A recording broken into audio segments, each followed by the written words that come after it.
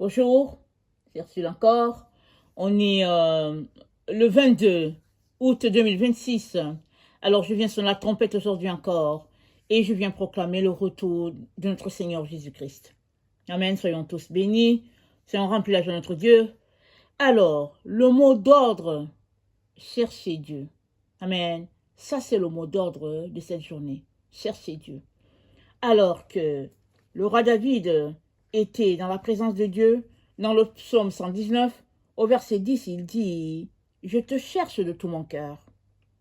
Ne me laisse pas égarer loin de tes commandements. Je te cherche de tout mon cœur. Ne me laisse pas m'égarer loin de tes commandements. » Alors, les commandements de Dieu sont la base avec laquelle on cherche Dieu, si c'est ça qu'on veut le faire. Si on veut répondre à l'appel de Dieu qui nous a dit « Cherchez-moi de tout votre cœur et je me laisserai trouver », alors la base, ça commence par les commandements de Dieu. Quand je parle des commandements de Dieu, je ne suis pas en train de parler des 10 commandements seulement. Je parle des paroles de Dieu. Alors, quand on va à l'école, on ne commence pas l'école en écrivant des phrases. On commence à la base, les professeurs, les maîtres nous font écrire les A, B, C, D, et après quelque temps, ils ajoutent, n'est-ce pas, ils mettent les consonnes avec les voyelles afin qu'on puisse faire sortir des sons, et après un certain temps, on va pouvoir lire, n'est-ce pas, des phrases qui sont là, parce que ça part à la base. Tu ne commences pas ton calcul en faisant 24 fois 5. On va commencer à te montrer les chiffres 0, 1, 2, etc. Et à un moment donné, tu sauras faire ta multiplication de 24 fois 5 quand tu auras appris à faire l'addition et la soustraction. Amen. Alors, question de dire que il y a une base par laquelle nous devons commencer, et c'est de répondre à la parole de Dieu qui nous dit « Cherchez-moi, je me laisserai trouver. Si vous me cherchez de tout votre cœur. » Alors, comment cherches-tu Dieu? Ou bien l'as-tu déjà cherché un jour? Très souvent, c'est dans la misère, dans la galère qu'on va chercher Dieu. Si on n'a pas grandi dans un environnement où Dieu était présent à tous les jours, on ne va pas forcément penser le chercher. Surtout si on a grandi dans un environnement où on est nanti, où on baigne dans le luxe, on n'a aucun problème, alors pourquoi est-ce qu'on va chercher Dieu? À ce point-là, n'est-ce pas, souvent, la misère est le bienvenu. Voilà pourquoi ce sont les personnes qui sont dans la galère qui se tournent vers un être supérieur, se demandant est-ce qu'il y a une solution à leur situation? Qui va les aider? Et c'est dans cette recherche de combler un besoin matériel, souvent qu'ils trouvent Dieu. En ce sens-là, le manque est salutaire. La Bible nous parle de Lazare, qui était tellement pauvre et aussi malade, qu'il était couché aux portes d'un homme riche. Et il avait des blessures sur lui. Et les chiens de ce monsieur riche-là venaient lécher les plaies de Lazare. Mais le monsieur riche n'avait pas égard de Lazare. C'est-à-dire, on peut s'arrêter pour dire, mais c'est quoi un tel cœur? Et cette parabole a été racontée par notre Seigneur Jésus. Il ne peut donc pas être en train de mentir. Mais on peut s'arrêter pour dire comment le cœur de l'être humain est. On est capable, nous les humains, n'est-ce pas, d'ignorer carrément un besoin. Toutefois, on n'est pas là pour parler de besoin. On est là pour parler de chercher Dieu. Et souvent, le Seigneur va passer par un manque dans ta vie, par une situation, n'est-ce pas, donnée, situation de couple, situation, n'est-ce pas, financière, un cas, n'est-ce pas, au travail, je sais pas, on se met à chercher Dieu. Dieu merci, parce que Dieu dit, cherchez-moi, je me laisserai trouver. Et aussi, il dit, Dieu a voulu que, peu importe l'endroit, la terre où tu es né, d'où tu viens, qu'est-ce que tu fais, Dieu a voulu que tous les hommes du monde puissent le trouver lui en le cherchant. Ça veut dire que si tu ne te soucies pas de chercher Dieu, il se pourrait que tu ne le trouves jamais. Il se pourrait que tu ne le trouves jamais. Parce que tu n'as pas senti le besoin de l'avoir dans ta vie. Mais maintenant, quand bien même tu serais en train de chercher Dieu, sache que c'est pas toi qui l'as cherché en premier. Hein. C'est toujours Dieu qui te cherche. Quand bien même tu es dans une phase de ta vie où tu veux savoir où est Dieu, où est-ce qu'il se cache, tu aimerais entendre sa voix, tu as une situation, tu veux une réponse, quand bien même tu es dans n'est-ce pas, cette saga-là, c'est Dieu au fait qui te cherche. Il a permis cette situation dans ta vie parce qu'il s'est dit enfin, mon fils va se tourner vers moi, enfin ma fille va se tourner vers moi. Amen. Alors, nous sommes plus dans le psaume 119, au verset 9, c'est dit, comment le jeune homme rendrait-il pur son sentier? La réponse, en se dirigeant d'après ta parole. Toujours la parole de Dieu. Tu ne peux pas trouver Dieu en dehors de sa parole. Il y a sa parole Réma qui t'est directement adressée, mais il y a aussi sa parole qui te vient, n'est-ce pas? Tu as l'impression que ce n'est pas lui, mais c'est lui toujours. Parce que c'est dit, Dieu parle tantôt d'une manière, tantôt d'une autre. Dieu peut te parler par la beauté de la nature. Il peut te parler par l'existence, n'est-ce pas, d'un oiseau. Il peut te parler tout simplement par une bénédiction que tu as reçue. Mais aussi, tu peux entendre clairement sa voix. Il peut te parler par un voisin. Il parle de plusieurs manières. Maintenant, ce n'est que par sa parole que tu pourras te diriger vers lui. Parce que sa parole, non seulement est un appel, mais elle dirige. Elle est en même temps, n'est-ce pas, elle a un écho aussi. Sa parole est attirante. Elle est là pour te captiver, pour t'amener en direction de Dieu. Alors, c'est ça qu'il utilise pour nous. Maintenant, si tu ne la lis pas, ou bien si tu n'as pas connaissance, ou bien si tu n'en trouves pas l'utilité, alors ça risque d'être difficile d'entendre Dieu. Parce que c'est lui qui s'est révélé à nous. Nous, on ne le connaît pas. C'est lui qui s'est révélé en disant qu'il est Dieu, qu'il a un fils. Et voilà comment on peut le trouver. Et qu'il a établi le monde. Et qu'un jour, il va juger. Et que le mal va prendre fin. C'est Dieu qui s'est révélé. Toi et moi, nous ne pouvons pas avoir cette sagesse-là pour savoir qui il est, qu'est-ce qui l'anime, pourquoi nous sommes là. On ne peut pas le savoir. Il est donc important qu'on puisse se diriger vers lui, connecter à lui à tout moment. Amen. Alors, Dieu dit, nous sommes dans 1 Chronique 28 au verset 9, alors que le roi David, n'est-ce pas, était en train d'apprêter tout ce qu'il fallait pour son fils Salomon, parce que le roi David voulait construire un temple à Dieu. Dieu lui a dit, tu ne peux pas me construire un temple. Tes mains sont remplies de sang, je veux que ce soit Salomon. Alors David a apprêté toutes les choses pour Salomon, et il est en train de donner ses derniers conseils à Salomon. Voilà ce qu'il dit à Salomon. Nous sommes dans 1 Chronique 28, au verset 9. David dit à Salomon, « Et toi, Salomon, mon fils, connais le Dieu de ton père, et sers-le d'un cœur dévoué, d'une âme bien disposée, car l'Éternel sonde tous les cœurs, et pénètre tous les desseins, et toutes les pensées. Si tu le cherches, il se laissera trouver par toi.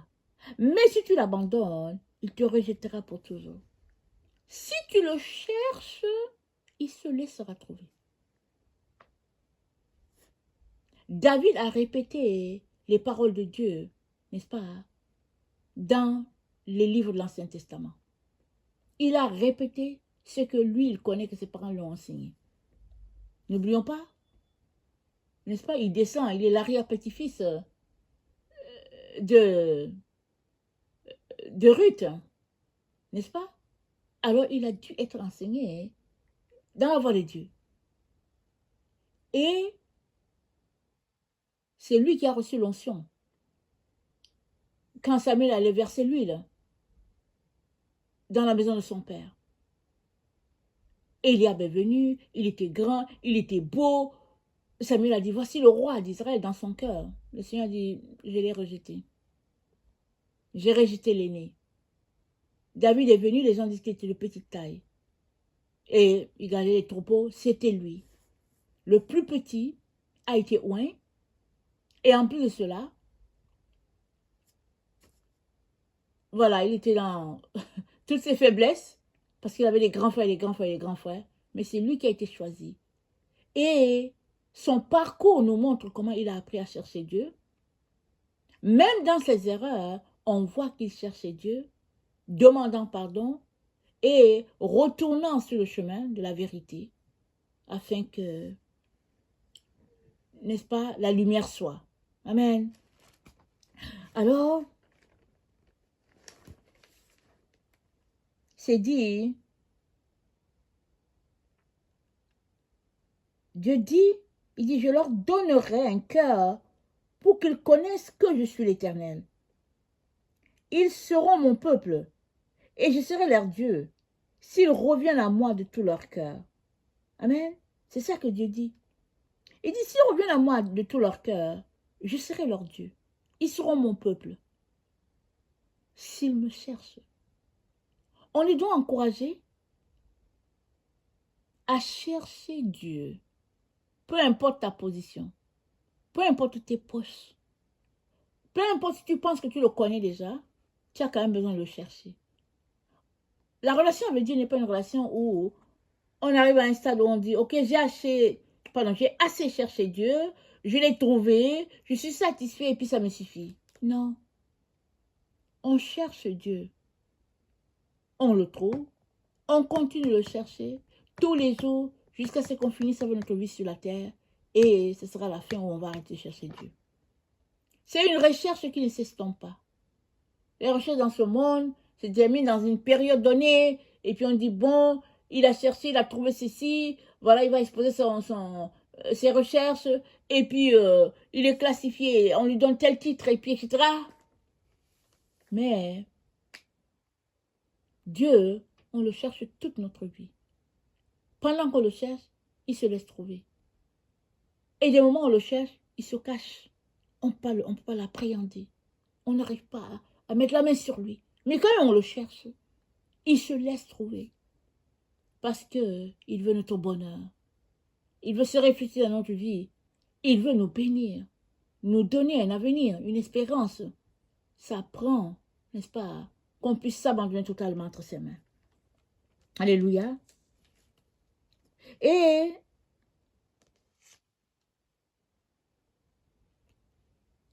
dans Amos 5, Amos, c'est ce qu'ils appellent, c'est dans ils appellent ça les petits prophètes. Ainsi par l'Éternel à la maison d'Israël, cherchez-moi et vous vivrez. Chercher l'Éternel est rattaché à la vie en abondance, la vie éternelle, la vie de tous les jours, Dieu, c'est la vie. La mort n'est pas en lui, il est la vie. Alors, si on le cherche, il dit, vous aurez la vie, c'est-à-dire, vous allez me trouver et cette vie va habiter en vous. Vous serez connecté à la vie. Votre source sera la vie. La mort ne sera plus. Et quand bien même tu te retrouverais à quitter cette terre à cause que ton heure est arrivée, toujours est-il que devant Dieu, ta vie va couler. Elle va couler abondamment. Elle va couler toujours.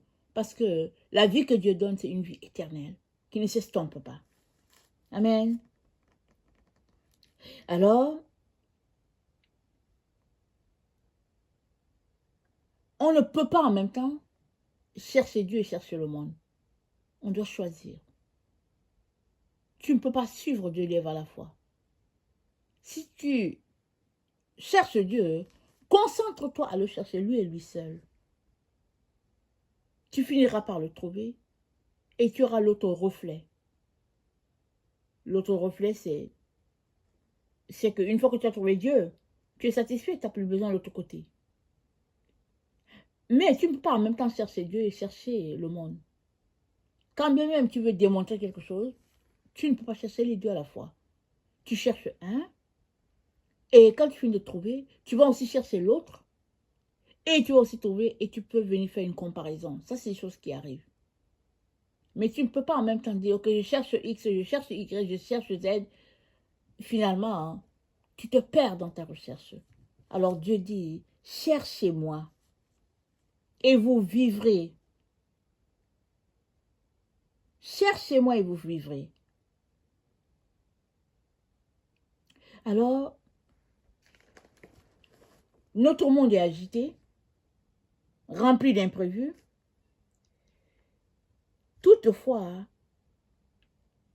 Dieu promet à ceux qui le cherchent la vie. Et dans, je ne sais plus, on dirait que je ne l'ai pas noté. Je suis désolée. Dieu dit, je vais regarder, attendez. Dans Jérémie 15, au verset 16, Dieu dit, si tu sépares ce qui est précieux de ce qui est vil, tu seras ma bouche. C'est-à-dire, tu cherches l'Éternel. Amen. Il dit, je vais me laisser trouver. Alléluia. Il va se laisser trouver. Ça dit que si tu vas le chercher, coûte que coûte, tu vas le trouver. Maintenant que tu l'as trouvé, il dit, si tu sépares le précieux du vil, ça c'est l'autre étape. Séparer ce qui n'a pas de valeur. Et qu'est-ce qui n'a pas de valeur? C'est ce que Dieu dit que ça n'a pas de valeur. Ce n'est pas nous qui décidons que telle chose n'a pas de valeur, mais c'est Dieu. Alors si Dieu dit ceci n'a pas de valeur, laissez ça tomber, il nous revient de laisser ça tomber. Et de donner à Dieu toute la place, afin qu'il prenne tout l'espace. Et il va se révéler abondamment, pour qu'on le connaisse, que d'autres le connaissent aussi, parce qu'il nous a appelés à nous répandre, à étendre notre cordage. Nous sommes ses témoins. Quand les gens te voient, ils voient Dieu ou bien ils ne voient pas Dieu. Tu es un témoin de Dieu. Tu es la preuve que Dieu existe. Par tes agissements, par tout ce que tu fais, tu es un témoin de Dieu. Et Dieu ne t'appelle pas à rester sur toi-même parce que tu l'as trouvé, alors, ok, je suis content, j'ai trouvé Dieu et puis tu es là sur toi-même. Non, non, non. Une fois que tu trouves Dieu, Dieu t'appelle aussi à le révéler à d'autres personnes. Parce que tu es un témoin, tu es une preuve là, que Dieu est vivant. Et maintenant, toi et la personne ou les autres personnes, vous continuez, n'est-ce pas, d'étendre vos tentacules de telle sorte que Dieu se répande à gauche et à droite. Et que toute la terre parvient à la connaissance de Dieu. C'est ça que Dieu aimerait pour chacun d'entre nous. Et c'est à ça qu'il nous a appelés. Ce n'est pas une histoire de nous glorifier nous-mêmes, non. Dieu est à la recherche de ses enfants. Et il a dit dans sa parole, quand bien même ta descendance, c'est-à-dire la descendance d'Abraham, quand bien même ta descendance serait comme le sable de la mer, seulement un petit reste reviendrait. Seulement un petit reste. Donc, nous sommes sur la terre, n'est-ce pas, descendants d'Abraham, soit par l'esprit, soit par la chair, et puis, n'est-ce pas, nous vaquons à nos occupations, nous sommes de différentes nationalités répandues sur toute la terre. Nous descendons d'Abraham parce que la foi d'Abraham a engendré, n'est-ce pas, une bénédiction pour toute la terre. Dieu a multiplié sa descendance, c'est pas à peu près. Maintenant, nous sommes appelés à le chercher. Parce que de cette descendance-là, qui est comme le grain de sable, qui est comme les étoiles dans le ciel, un petit reste va revenir à Dieu. Pas parce que Dieu ne veut pas d'eux, parce que c'est eux-mêmes qui s'en seraient allés dans les nations, qui se seraient éloignés de Dieu. Dieu ne veut pas cela, alors il est à la recherche de ses enfants, et il nous dit comment faire pour le trouver. Et si on l'a trouvé, il nous appelle à nous joindre à lui, n'est-ce pas? Parce qu'il nous a déjà associés à son œuvre. Il a fait de nous des participations, il a fait de nous des participants à la nature divine. Il nous a associés à son œuvre. Nous sommes ses témoins, nous sommes ses bras. C'est notre responsabilité. C'est ça qu'il nous a donné. Alors, mettons cette responsabilité en priorité. Dieu va nous aider à assembler avec lui. Parce que nous ne sommes pas seuls en train d'assembler. Dieu est avec nous. Amen. Il est avec nous. Alors, quand on le cherche, on finit par le trouver. Amen. Si tu ne l'as pas encore trouvé, continue de chercher. Il est certainement en train de se cacher. Dieu aime jouer à cache-cache avec ses enfants. Il a certainement quelque chose à te montrer. Continue de le chercher. Tu vas finir par le trouver. Et tu vas le trouver souvent à un endroit où peut-être tu n'espérais même pas.